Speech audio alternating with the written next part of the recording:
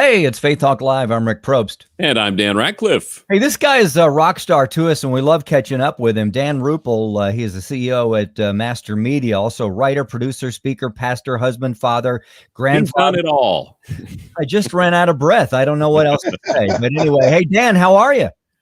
I'm doing great. I love that you usually introduce me as a rock star because that was my first thing. When I was a little kid and saw the Beatles on Ed Sullivan, it's like, that's what I want to be. I want to be a rock star. And of course, I never did. Although with my comedy group, Isaac Air Freight, we did a few rock and roll songs, parodies and things. But no, the closest I'm getting to being a rock star is with you guys. Oh, shucks. But you got the cool microphone in the background there that makes you look like a rock star, like an Elvis type microphone there. It is, but Dan, it's just a toy. I got it. I think I got it at the dollar store. Oh, it's not a real one. I have real ones from my years in radio and live recording, but you don't leave those out where the grandkids can get them, though, right?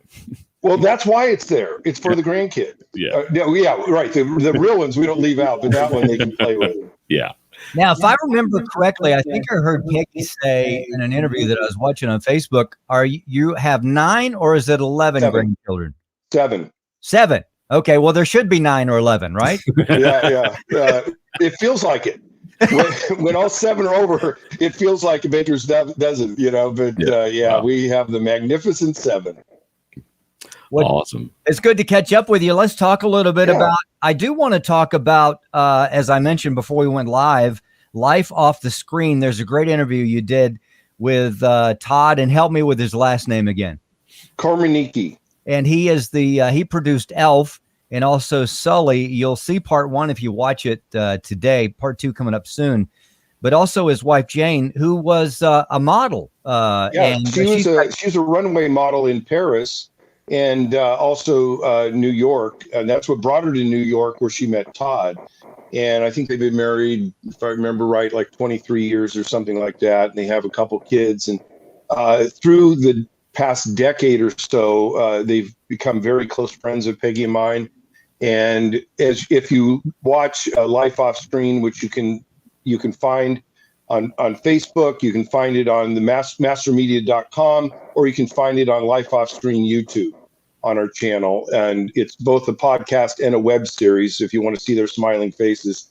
And they just talk about their journey in the industry, as well as their journeys, their faith journeys. And they're wonderful people, dear-hearted, and Todd is so talented.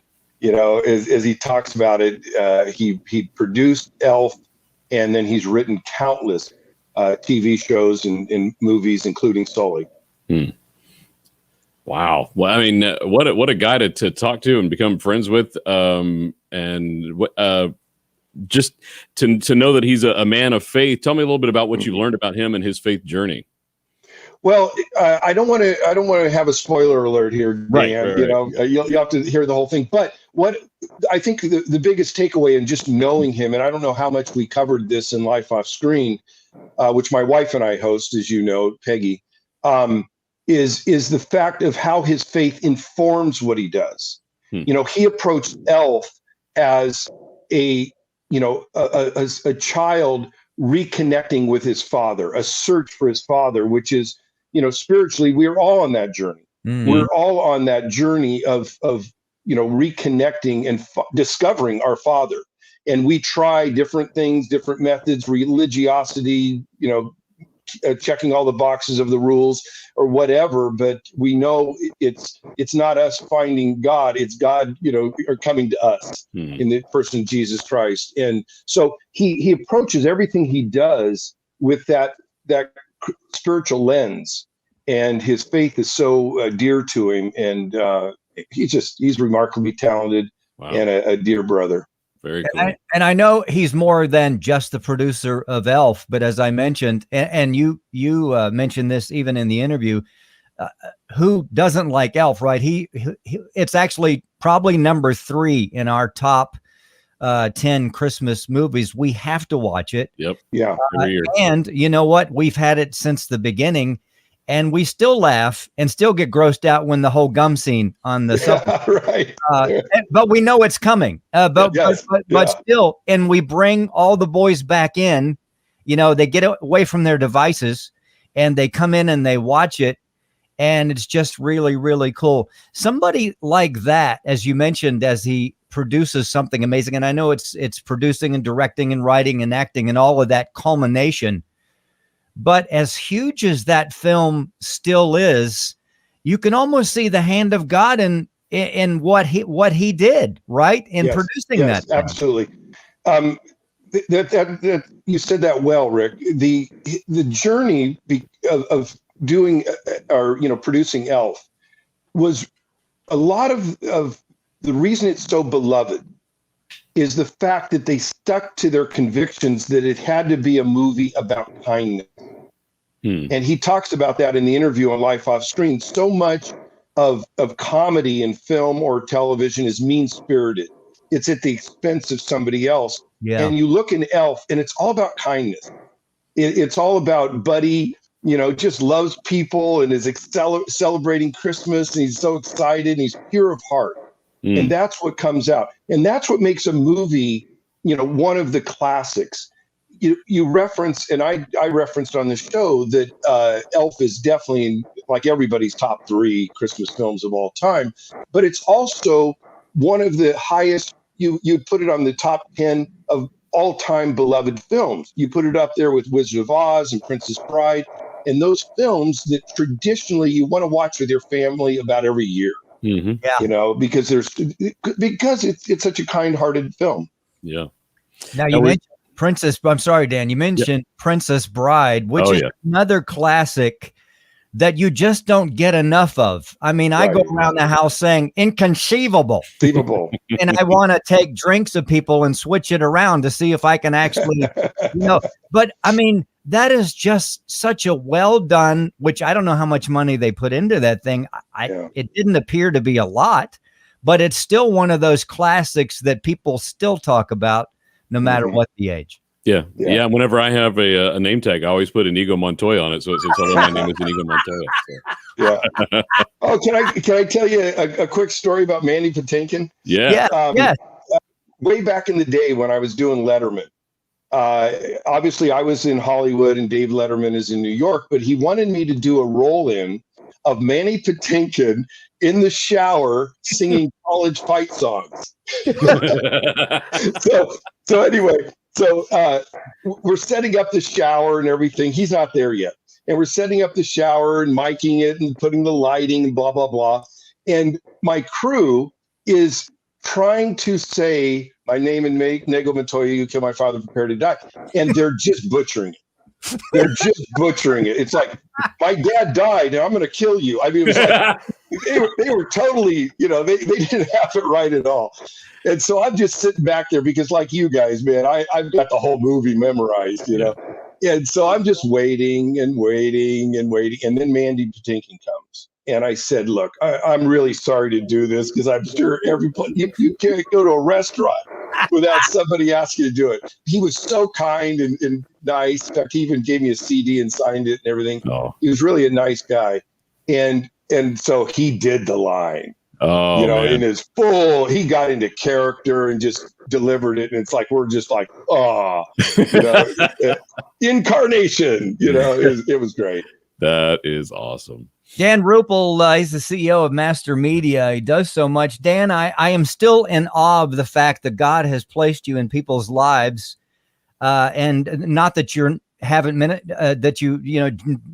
you minister to them, but more. It's people seemingly, and I know we've had this conversation before.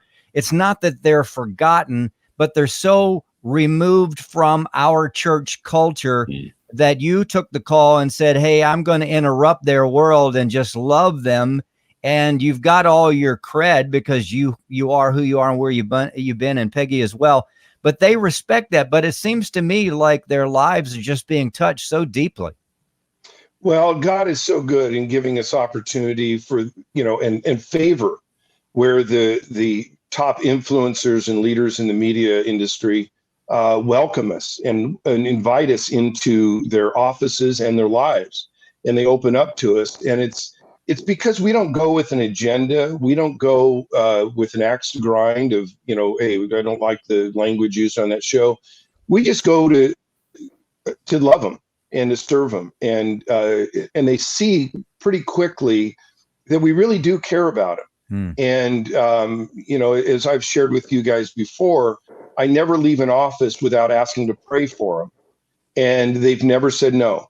They've never, they like welcome it. It's like, really? You're going to pray for me? And it kind of gets a little humorous when I go back a few times pretty soon. Before I even mention it, they'll go, you are going to pray for me before you leave, aren't you? and during the COVID season, the entire world's foundation was shook. Now, we know we stand upon the rock of Christ, but other people, that foundation isn't very solid. And when COVID hit and it shook it, everybody, it was no respecter of persons. It didn't matter if you were of the lowest economic level or you're a superstar. It still shook your foundation. And they were so welcoming to prayer, to conversation, to returning my emails or my phone calls or whatever it might be, because they're all sequestered at home like we are. And it's just been a very fruitful season to be able to bring the peace and comfort and truth of Christ in a really trying time. Well, thanks for what you do, because I dare say people like you are few and far between in Hollywood, but very, very much needed. So thank you for what you guys do. Dan Rupple, CEO of Master Media. Let's do this. Let's shift a bit, because we had talked a little bit about this before we went live about the Oscars. This year, the lowest rating. I read that again today. It seems like media is just hammering it like crazy, and it doesn't look like it can pull out of that death spiral. What do you think about that? Do you think you can look at it in both the spiritual and a technical sense. Do you think the public has just got so much in front of them that they can reach that, this is just old hat? What is it? What shift needs to be done? And is there any way that we can get involved in that as Christians? Well, Rick, I think there's so many factors at play here. You're right. I think it said viewership dropped 50% from last year, and last year was the all-time low. And that cut 50% to, less than 10 million people watched it. And but the other award shows, the Grammys, the Golden Globes, the SAG Awards, all the other ones, they were even lower. So no one's watching anything. And I think there's a lot of factors. One, I think people are tired of self-grandizing, people. It's like, I don't care, if you got an award or not. And I think they just want to enjoy the content. The other thing that specifically this year with COVID and the theaters being closed, it's kind of an oxymoron, because on one hand, or a paradox, on one hand, the films that were nominated were more available to people than maybe ever before, but fewer people watch them, because usually, like Minari, which is my favorite, you had to pay $19 or whatever it was to watch it on Netflix or Amazon, wherever it was on. Whereas, we were talking about the Queen's Gambit, you can watch for free if you have a Netflix subscription. So people gravitated. We consumed more media this past year than ever in human history. Yeah. And so we watched things, but we didn't really want to pay additional for things. Yeah. And so we didn't really watch the movie, so we weren't that interested. Yeah.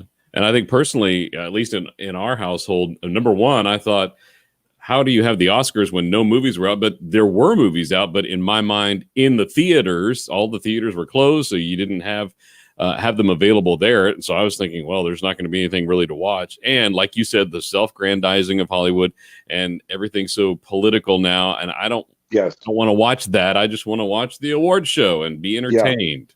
Yeah, Dan, and another point is the fact that because the big studios couldn't really release, they held back James Bond, they held back the Avengers, they held back some of the big, huge tentpole movies, which they have to be in theaters. I mean, they tried little trial runs like Mulan. They tried it on Disney Plus, Right. but because they have north of $200 million budgets, they need that box office money. They're not going to recoup their money on little subscriptions, or rental fees on a streamer. So they had to hold them back. So therefore, the big movies, the big studio movies, weren't really represented in the Oscar nominations. The ones that were. Let me look at the list. I think just about every one was an independent film, and many of these films Peggy and I saw at Sundance the year previously. Minari won at Sundance. That would have been 2020, so right before the lockdown. It won best or audience favorite as well as the grand prize winner which is kind of rare to win both at Sundance, but it took both. It overtook Sundance. We saw The Father at Sundance. Brilliant. Oh, what a film. Anthony Hopkins, back when we walked out of the theater, we went, he's going to win the Oscar. That was one of the most amazing performances I've ever seen in my life. But we saw so many of those at Sundance, but they were from the independent film community. Yeah. Dan Rupple, Master Media CEO. Dan, we got to take a break here in just a few. We've talked Oscars. We've talked about just the things that you and Peggy are doing on Facebook there. And by the way, you can watch Life Off Screen on Dan's Facebook page. Anita Renfro says, I love Dan. And I think she's talking about you, Dan, not me, Dan. So, I love Anita. Yeah. Hey, you know what? Awesome. I have noticed that we have more mutual friends. I have two Dans, Dan and Dan Ratcliffe. We have more mutual friends with Dan Rupple. Yep. I knew it was huge, but now, hey, we're hanging with the big boys. I just think that's awesome. Yeah. Well, when you say big, are you describing I've gained like 10 pounds during COVID? No, we mean big as in rock star. Yeah. Okay. Absolutely. All right. There you go. Anita is clarifying. It's Dan Rupple. She does not love Dan Ratcliffe. She loves Dan Rupple. So there you go. Anita's and her husband, John, they're dear friends. Yeah. We love Anita. We love them both. In fact, we're trying to get her back on. I think we had her back on. Oh, he is a legend. There you go. Yeah. I'm going to have to text her later. Dan Rupple, CEO of Master Media. Dan, we always love talking to you. I know I saw you with a couple of folks. I'm not sure who they were. You're at the Dodgers game. Are you the chaplain there now, or what's going on with you and them? No, boy, I would love that gig, but God has me doing other things, being a chaplain to Hollywood. But I've been a Dodger fan. Sorry, Atlanta Braves fans.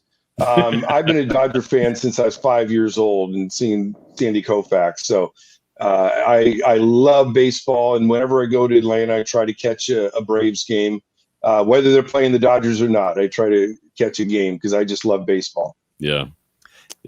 Real quick, what's next for you coming up? I know eventually we'll get you back in Atlanta. What else? Yeah, we're hoping to resume traveling. As you guys know, in 2019, Peggy and I traveled 8 days every month, and I spoke at 16 universities in their film programs. And then, of course, like the rest of the world, it all shut down last year. And but we're looking to resume traveling end of June. So we hope very soon we can get to Atlanta.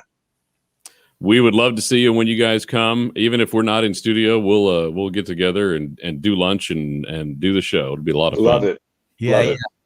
We love you and Peggy very much, Dan. We appreciate you and what God has placed in your world there. You're doing so much for the kingdom. We appreciate you. Hey, check out his stuff on, like I mentioned earlier, on the Facebook page and also mastermedia.com. Let's take a break. We'll be right back. I'm Rick Probst. And I'm Dan Ratcliffe. This is Faith Talk Live.